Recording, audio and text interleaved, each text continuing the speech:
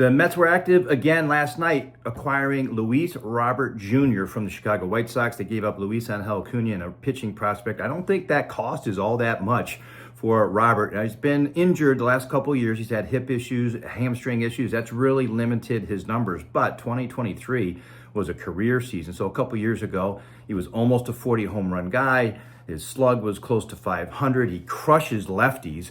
When you look at what he's done there as a right-handed hitter, a slug over 500. So, I think when you look at him in his entirety, he could still run. He could still steal 30 bags. It was 33 bags last year. He's still in the middle of his prime at 28 years old. Yeah, it's been a couple years since he's had success. He does have a high strikeout rate, right around 30%. But, he's been playing for a team that has really struggled over the last couple years with the White Sox. And sometimes when you get traded to a team in contention like the Mets will be, you see a boost in their production overall. So I'm pretty excited about this. I think it's a low-risk, high-reward acquisition for the Mets. They have him in center field, Gold Glove caliber. And the other aspect is if he has a big year, he could end up being a guy that they have for the following year in 2027 because they have a club option for him as well. So much to like about this Luis Robert acquisition for the Mets. Very low risk, extremely high upside. We've seen, even at his worst, the last two seasons, an elite defender, some pop, some speed. He's going to steal your bags.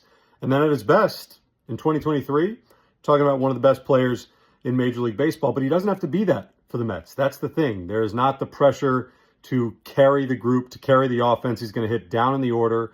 And if he can stay healthy, he is a prime bounce-back change of scenery candidate. And if you don't believe in that, if you don't believe what a change of scenery can do, just look last year at Andrew Vaughn and what he did after he went from the White Sox to the Brewers, a completely different player in Milwaukee than he was with the White Sox. And with Robert, we've seen it, just 28 years old, a really, really good, intriguing fit for this Mets team. And, now you look at the defense, which is something that the Mets have harped so much on, up the middle where it matters most. A sensational up-the-middle defensive team. Lindor, Semien, and Luis Robert in center field. Also allows Carson Bench to start in left field if he makes the team. Probably better suited at this point for a corner outfield spot is Bench. Beyond that, you look at the way the Mets are set up right now, and they still have basically all their pieces, all their top prospects in play if they want to go out and get that premier starting pitcher, maybe a Freddie Peralta. Is Skubal even a possibility at this point? I don't know, but the Mets have the wherewithal to do that. So if you're David Stearns and co., whether it's a trade, whether it's signing Framber Valdez, all of a sudden the pieces are coming together, and the Mets are really one big starting pitcher away from having a pretty good offseason and a really solid outlook for 2026.